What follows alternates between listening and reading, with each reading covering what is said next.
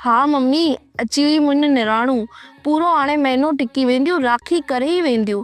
और मां चईंदी आहे न घर में कि 15 ॾींहं मम्मी वटि थी वञा त पूरे घर में बाहि लॻी वेंदी आहे। सभिनि जा मुंहुं सुॼी करे पंजे पंजे किलिया थी वेंदा आहिनि। मुंहिंजी ससु चईंदी आहे मुंहिंजी न्याणियूं सॼो ॾींहुं सहुरनि में पोड़ थियूं करनि, हिते ऊंधो गिलास सिधो नथियूं करनि और सुबुह जो 10 लॻे खां पहिरीं त उथनि ई नथियूं। मां त हिननि खे चई छॾियोमानि, तव्हांजी भेनरुनि जी शादियुनि खे एतिरा साल थी विया आहिनि, पोइ बि उते अचनि थियूं राखियूं ॿधण। छा मां पंहिंजे भाउरनि खे राखी ॿधण नथी वञी सघां? मम्मी तव्हां त पापा खे चई छॾियो मुंहिंजे सहुरे खां छुटी वठी कनि खड़ो करे छॾनि। हिननि खे त मां ऐं भेनरूं ई नज़र अचनि।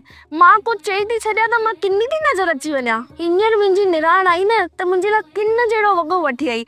मां बि खणी अलमारी में फिटो करे छॾियो। जॾहिं हिनजे दर ते चढ़ंदसि न, इहो किनो वॻो हिनजे कर्मनि में उछलींदसि। मुंहिंजी ॾेराणी लाइ कोट सेट वठी आई, छोकी उहो सॼो ॾींहुं दीदी दीदी करे अॻियां पुठियां घुमेसि थी और मां मुंहं ते 7 सीरियूं ॿुधाए थी छॾियां, तॾहिं मां वणाई कान थी। अरे हाँ मम्मी, भाभी खे चई छॾिजो मां हिन महीने ॾाढा सुठा पैसा कमाया आहिनि, जंहिंमां मां फोन वठी आई आहियां ऐं उन ई फोन सां तव्हां सां ॻाल्हायां पई। भाभी बि घर वेठे ई कमु करे थी सघे, 2 पैसा घर ई ईंदा न। पंहिंजी सिंधी न्याणी आहे न कृपा सिधारा, जंहिंजो मां फोन नंबर ऐं ID मेंशन करे छॾंदसि, तव्हांखे जेको बि न सम्झ में अचे उन्हनि खां फोन करे ॼाण वठी था सघो ऐं उन्हनि जी ID खे फॉलो करे था सघो। उन्हनि सां मिली करे पाण घर वेठे पैसा कमाए था सघूं, जंहिंसां पंहिंजे मुड़ुसनि खे बि मदद मिलंदी।